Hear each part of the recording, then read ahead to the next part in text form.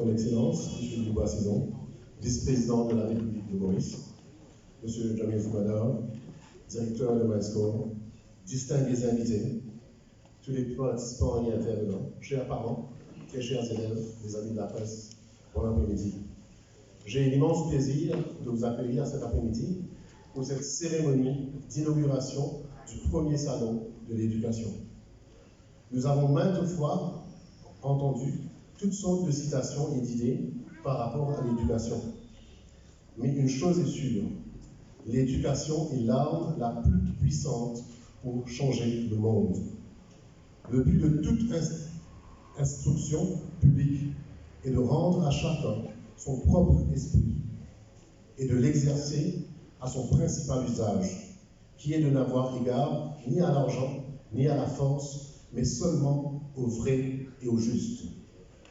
Je prendrai pour ma part les paroles d'un fils seul, en la personne d'Éric Priton, qui le dit si bien dans une de ses chansons. Sport pour les corps, la musique pour l'esprit, l'éducation pour pas mot bouillon. Sans plus tarder, mesdames et messieurs, joignez-vous à moi pour accueillir celui qui a développé, instauré et constamment amélioré MyScore, pour rendre cette plateforme digitale accessible aux élèves, enseignants et parents. Acclamons le CEO de MyScore, M. Jamil Foubada, qui, fort d'une expertise de plus de 15 ans en système décisionnel et pilotage de la performance des organisations à l'international, collaborant actuellement sur des projets de réforme académique à l'aide du numérique à Maurice, et qui met ces technologies émergentes à disposition dans certains de nos établissements scolaires via le MyScore. Mesdames et messieurs, sous vos applaudissements, M. Jamil Foubada.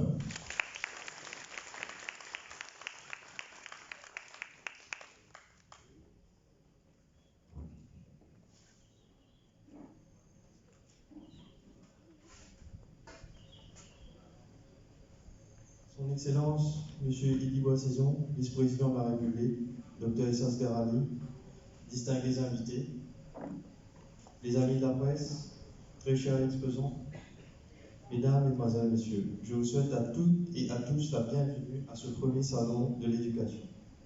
Je suis à la fois heureux et honoré d'être parmi vous ce vendredi après-midi pour vous accueillir à cette première édition du salon de l'éducation dans ce cadre magnifique de la galerie du Génie.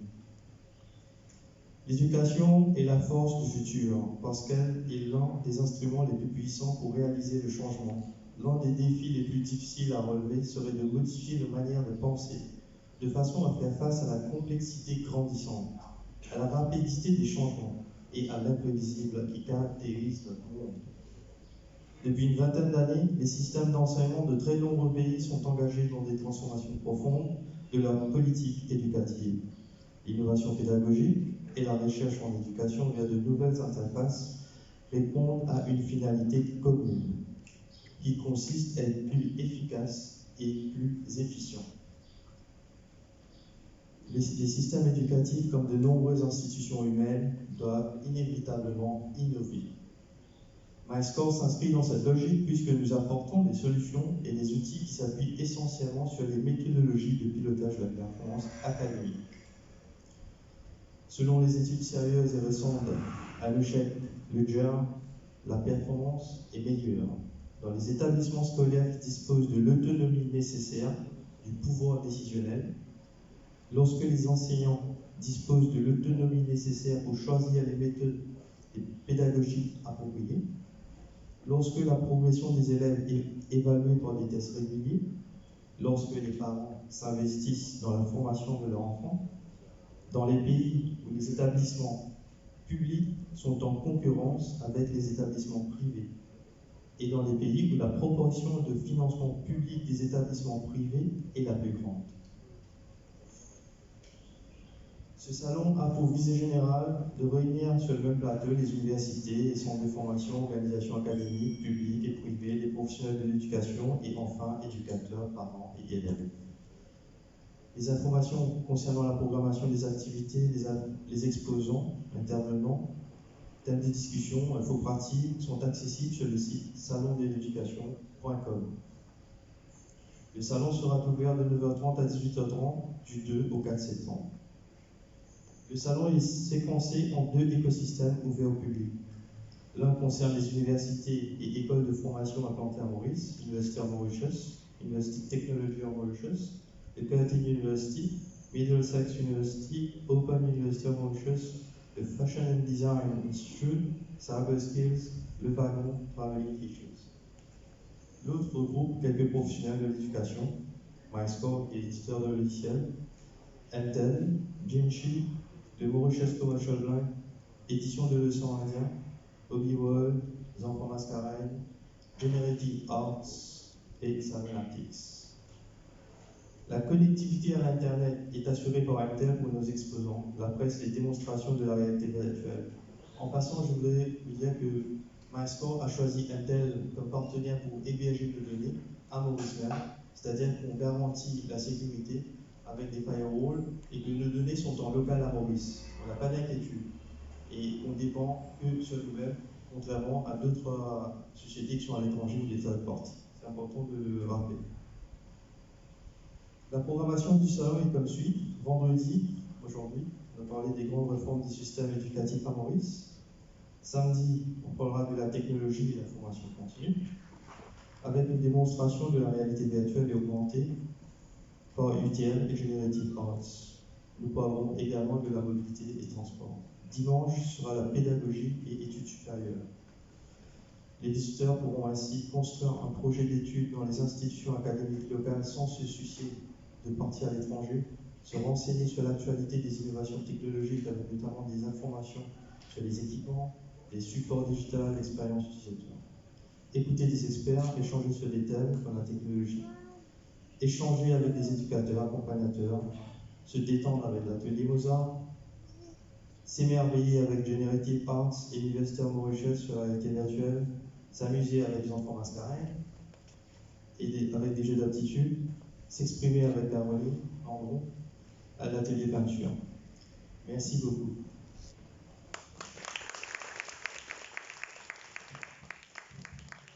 Merci, M. Jean-Louis Madame. Mesdames et Messieurs, j'invite maintenant le Dr. Issas Gharavi, Commander of the Star and Key of the Indian Ocean, directeur en linguistique à l'Université de Paris, docteur en linguistique, de l'Université de Paris 5e, René Descartes. Issas Gharavi était professeur associé au Mauritius Institute of Education. Il a écrit et édité une quinzaine de livres, parmi les titres de Jean-Marie de Clésio. Militant de l'interculturel, des pratiques culturelles et les industries culturelles émergentes à Maurice. Pour ne citer que quelques-uns, l'introduction ne se fait plus de par son parcours et ses réalisations. Je vous invite donc à nous rejoindre sur scène, M. Issas Gharavi, pour nous adresser quelques mots. Sous vos applaudissements, s'il vous plaît.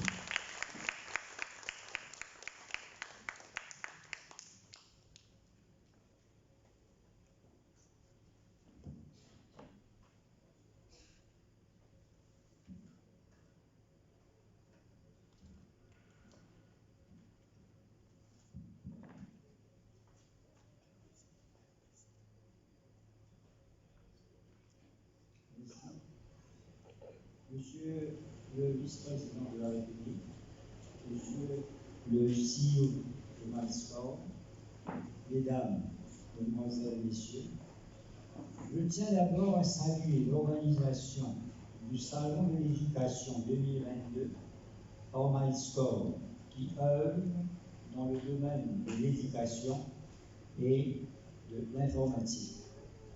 Lors de la conférence de presse pour présenter ce salon, j'ai rappelé que j'ai travaillé au MAI pendant 6 ans et que j'ai initié et coordonné en septembre 1998 un colloque international intitulé « Éducation et culture à l'aube du 3e millénaire ». Nous avions réuni plusieurs intervenants venus du monde entier, dont le professeur Russell Jacoby de l'Université de Californie et auteur de Dogmatic Wisdom, qui avait fait la keynote address, le professeur Alain Janel de l'Université Victor Ségalen, Bordeaux 2, le docteur Nicolas Floyd de l'Université d'Oxford, le docteur Laurent Melzer de l'Université de Singapour et le professeur Edgar Morin, qui avait envoyé son discours de clôture. Les actes du colloque ont été publiés en 1999 par les éditions de Printemps. Plus de 25 ans après ce colloque international, et déjà au cœur du XXIe siècle, il était grand temps de faire le point sur le chemin parcouru et envisager, comme on dit en anglais, the shape of things to come. C'est la raison pour laquelle j'ai accepté immédiatement la proposition de Jamil Soubadar d'organiser des tables rondes dans le cadre du Salon de l'éducation 2022. En même temps, on ne peut pas consacrer un salon à l'éducation sans qu'il y ait un échange d'idées et une présentation de pratiques. Il y a donc 8 tables rondes sous la forme de questions. Ce matin, la première, faut-il une réforme globale du système éducatif à Maurice, a réuni le docteur Wassen Naik, ancien directeur du MAI, et qui avait participé au colloque de 1998, n'est-ce pas, Wassen? Le professeur Danjai Jerry, ancien VC de l'Université de Maurice, maintenant Managing Director de Unicity Education Hub, et moi-même. Dans quelques instants, après l'inauguration, une table ronde sera consacrée au thème « Pourquoi l'interculturel à l'école ?» avec la participation du Dr Azagen Chenglana de l'Université de Maurice et du Dr Jonathan Rava de l'Institut cardinal Jean Margé. Malheureusement, Philippe Goupil, pour des raisons de santé, Philippe Goupil, qui est président du Conseil des religions, il n'a pas pu être présent, il s'en excuse. Un peu plus tard, le docteur Michael Achia, le professeur Arnaud Carpouran de l'Université de Maurice et la docteure Aileen Maraille du MAI se pencheront sur la question « Éliminer les inégalités scolaires, utopie ou survie ». Les thèmes des 3 tables rondes de ce samedi 3 septembre, d'abord, quelle stratégie en place pour la formation continue au primaire et au secondaire, avec Dr Pascal Nadal, Naden Padayachi et Vikram Ganga. Puis, quelle est la place de l'éducation dans la 4e révolution industrielle, qui sera abordée par Jamil Soubadar, Basil Markfal, Dr Dinesh Kumar Hariram et Dr Mohamed Issa Samtali. Enfin, quel obstacle à la mobilité scolaire avec Alain Janoux et Deepak Montroa. Et le dimanche, le dernier jour du salon, les intervenants, Dr Anjani Miodan, Amarnath Hosseini, Girish Singh Gopal, aborderont la question « Pourquoi et comment faire lire les jeunes à l'aide du numérique ?» Alors que le docteur Kaviraj Sukon, directeur de l'Open University of Mauritius, la professeure Marie Jansen van Rensburg, directrice de Middlesex University, et la docteure Sabrina Ramsani Irana proposeront les éléments de réponse à la question « L'éducation supérieure est-elle en phase avec le marché du travail ?» Avant de terminer, je voudrais vous lire 2 extraits de ce livre, 2 extraits que je trouve sur la couverture de 2. D'abord, extrait, c'est du professeur Russell Jacobi. C'est un extrait de sa keynote address. Vous excusez un petit peu l'accent en anglais. Let me take up one issue that I believe underlines all efforts to rethink education, and particularly education that goes beyond teaching simple skills. It is very easy to judge the scientific and technological progress over the last centuries. Everyone can draw up a list from electricity to gas engines to computers. However, moving from the scientific and technological dimensions to those of political, social, and cultural, it is difficult to chart progress. To put this another way, have we improved in the arts of life, in how to conduct ourselves, in the nature of our societies, in the levels of violence and anxiety? Fin de citation. Et l'extrait de l'intervention du professeur Morin, qui n'avait pas pu venir à Maurice. Comme vous savez, dans Morin est très connu, comme moi sur les Jacobi aux États-Unis. Donc je lis cet extrait. Plus les problèmes deviennent multidimensionnels, plus il y a une capacité à penser leur multidimensionnalité. Plus progresse la crise, plus progresse l'incapacité à penser la crise. Plus les problèmes deviennent globaux, plus ils deviennent impensés, incapables d'envisager le contexte et le complexe planétaire. L'intelligence aveugle rend inconscient et irresponsable. Il y a la disjonction qui s'est effectuée entre la culture humaniste, qui nourrissait l'intelligence générale, et la culture scientifique, qui elle-même est compartimentée parfois de façon hermétique entre les disciplines. La non-communication entre les deux cultures entraîne de graves conséquences pour l'une et pour l'autre. Fin de citation.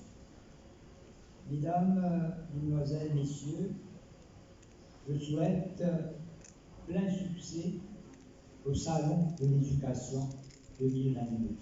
Je vous remercie de votre attention. Merci beaucoup, Dr. Alexandre Ferrand.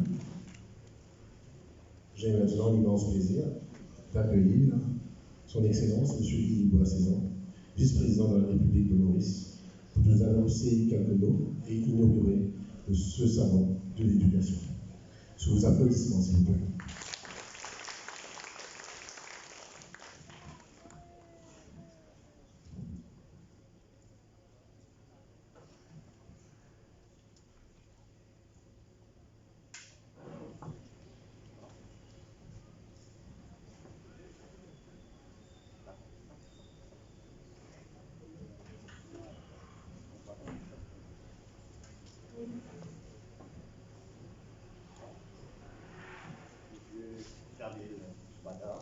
CEO de Microsoft, Dr. Issa Asgharali, distingués invités, vous êtes trop nombreux pour citer vos noms, sinon on va rester là, il y a tellement de docteurs, qu'on sera là jusqu'à cet après-midi, jusqu'à 6h, 7h. Donc, distingués invités de la première rangée et tout le monde qui est là, parce que vous êtes très importants, les participants, les exposants, les intervenants, les conférenciers, dont les noms ont été cités précédemment, les différents sponsors, très importants, les sponsors, et les membres de la presse, mesdames, mesdemoiselles, messieurs. Je tiens à saluer l'initiative de Microsoft d'organiser le Salon de l'éducation 2022. Le premier salon à Maurice, à la galerie du Jeune. Bon, je ferai une petite parenthèse ici. C'est que j'ai eu l'occasion de discuter avec M. Jamil Soubador et avec M. Issa Asgharali. Ça a été une très longue discussion qui est inachevée et j'espère que nous aurons l'occasion d'en reparler. Mais je salue vraiment l'initiative l'initiative d'avoir un salon de l'éducation. Et peut-être qu'il faudrait, ce genre de salon ne doit pas rester dans la capitale, elle doit faire le tour du pays, parce que, comme nous savons nous-mêmes, aujourd'hui, avec les problèmes économiques que nous avons dans le pays, voyager est peut-être un peu difficile pour nos jeunes. Et je souhaiterais que ce genre de salon soit décidé un peu partout dans le pays. J'ai été informé que ce salon regroupe les éducateurs, les universitaires, les professionnels de l'éducation, les parents, et les élèves, je vois beaucoup de jeunes, bravo d'être présents. Parmi les temps forts de cet événement, on pourra assister à 8 tables rondes sur des thèmes importants dans le secteur éducatif. L'éducation est un droit essentiel qui permet à chacun de recevoir une instruction et de s'épanouir dans sa vie sociale. Le droit à l'éducation est vital pour le développement économique, social et culturel de toutes les sociétés. Aidé par l'objectif de développement durable numéro 4 des Nations Unies, qui vise à assurer une éducation de qualité inclusive et équitable, le gouvernement mauricien met tout en œuvre pour s'assurer que la scolarité à Maurice n'est pas seulement obligatoire, mais également un apprentissage de qualité à l'intérieur et à l'extérieur de l'école. Ces réformes sont systémiques et s'étendent du primaire à l'enseignement supérieur en passant par l'éducation technique et la formation professionnelle. L'objectif recherché est de permettre aux apprenants d'acquérir les aptitudes et les compétences essentielles en ce XXIe siècle afin de les préparer pour le marché du travail. De ce fait, ils sont appelés à une certaine polyvalence pour faire face aux défis émergents et s'adapter à ce monde en constante mutation. Un programme d'éducation holistique a été introduit dans les écoles primaires.